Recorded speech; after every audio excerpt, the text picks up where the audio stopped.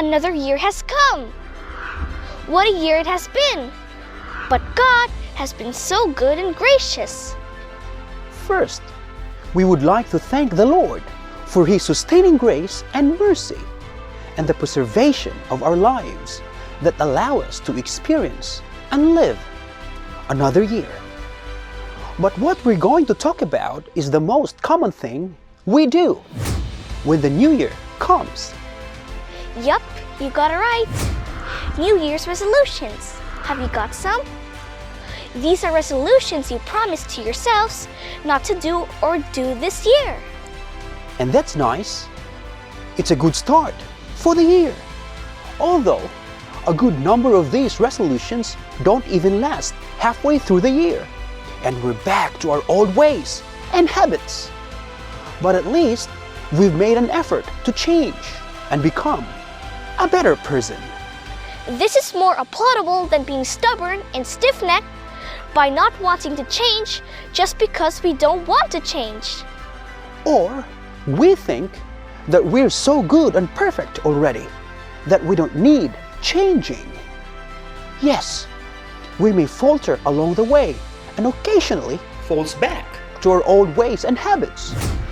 But as long as we keep our eyes on the goal and keep our eyes on Jesus, and with His help, we can get back up again and keep going until we reach our desired destination. Although in one sense, the first day of a new year is no more to God than any other day. Yet, He often puts into the heart of His children at that time a desire to begin the new year with good resolves. Perhaps with plans to carry out some worthy enterprise and with purposes to depart from the wrongs of the old year and to live the new year with new determinations. We are yet in the early part of the new year.